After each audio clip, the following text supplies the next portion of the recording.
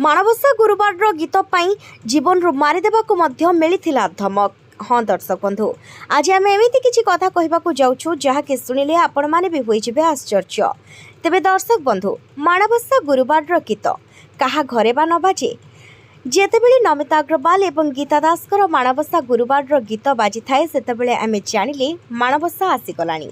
आ समस्ते एही गीत को घरे घरे बजाई थांती मध्य सकाळु सकाळु।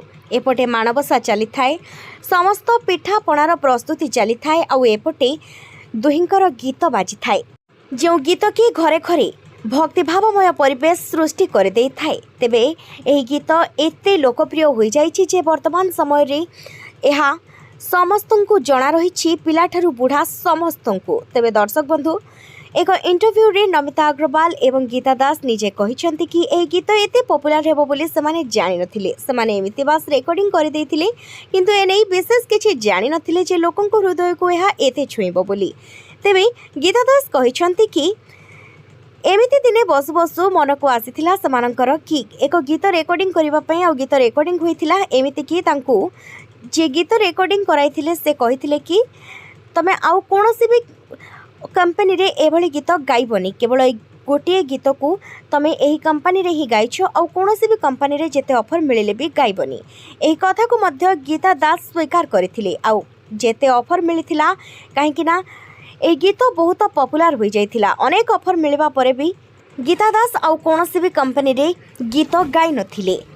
तेबे एहार कैसेट समय रे एहार कैसेट मध्य खूब बिक्री होइथिला बोली गीता दास कहिसंती। आ गीता दास एमिति एक चांचल्यकर कथा मध्य कहिसंती जे ए गीत गाइबा पई तांको अनेक ऑफर आसिथिला, अनेक टंकार प्रलोभन दिया जाइथिला। तापरे भी से केवल कथा रखिथिले एवं अन्य कोनोसी भी कंपनी रे गाइ नथिले।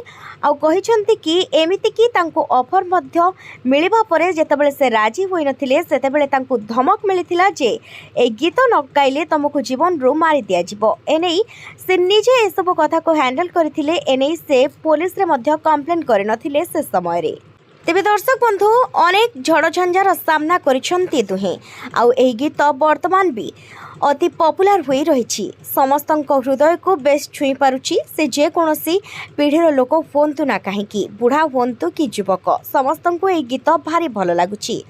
आउ वर्तमान समय भी एही गीत को लोके अनेक चेष्टा कलेनी अलग प्रकार तैयारी करबा पई किबा याठू भल तैयारी करबा पई, किंतु लोकंको मन को एही गीत एते छुईछि जे आउ कोनोसी भी गीत तांकर हृदय को छुई पारु नाही। से चाहा भी हो, एही गीत को समस्ते बेस भल पाती। आउ एहा एक ऐतिहासिक गीत होई रहिजिवो बोली समस्ते आशा रखिछंती। जय जगन्नाथ, जय माँ लक्ष्मी।